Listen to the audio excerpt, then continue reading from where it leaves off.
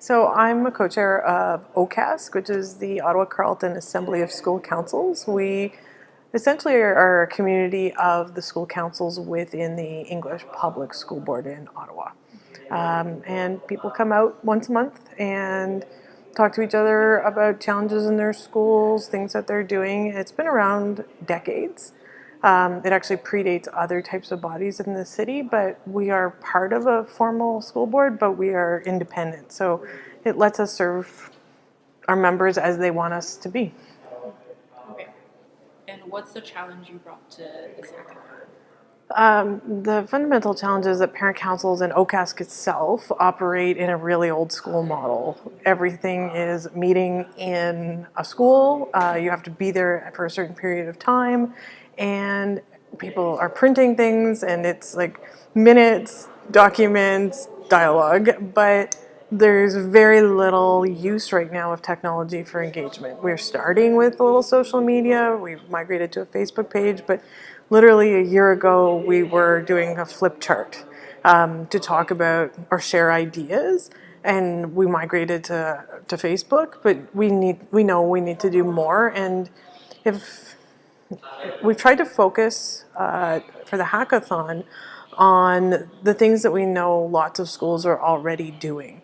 And working with the team of people, we've focused even more on like a how-to, a recipe book for you want to do this kind of event, you want to do this kind of activity, be it host a meeting, have a movie night, those small things that actually take up a lot of people's time if you don't know how to do it, so that we can start to free up other people's time to solve bigger, more fundamental problems of, are we teaching what we want? Does a school need additional resources? And those kind of things. Because right now, people's time ends up being, what popcorn do we serve at a movie night? Or how do we get people out? And if the recipes for that are clearer, we can mobilize different volunteers for different things. So that's what we focused on. And the team has been really awesome in helping us narrow down the void to a solvable problem. So. Okay. And why did you choose to come to this hackathon? Because I sort of started following the Random Acts of Kindness a little while ago, and I saw it happening last year when you guys were doing stuff, and I thought, oh, that's really awesome, because we're not a formal entity. We don't have money.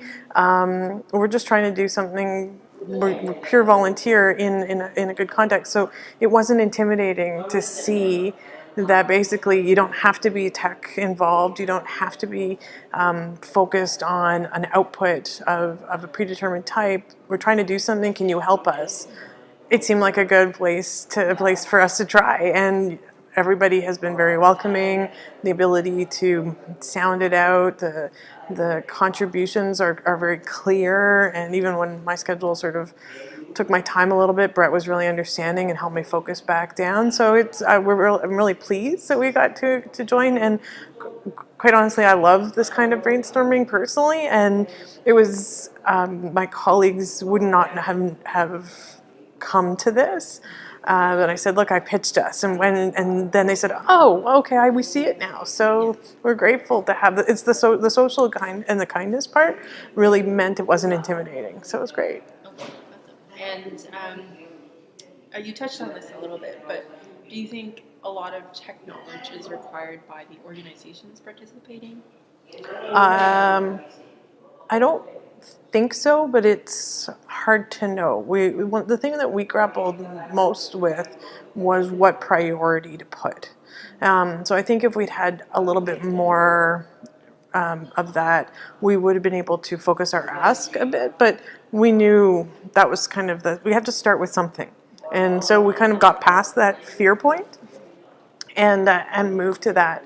And the technology it's an interesting intermix, because we don't necessarily know what half of our team is doing, but they seem confident in it, and so we're letting them do that, and that's kind of freeing, because the challenge when you become a gatekeeper in a social organization is you suddenly have to be an expert in everything, and we know we're good users, but we're not in the development sphere, and so we didn't.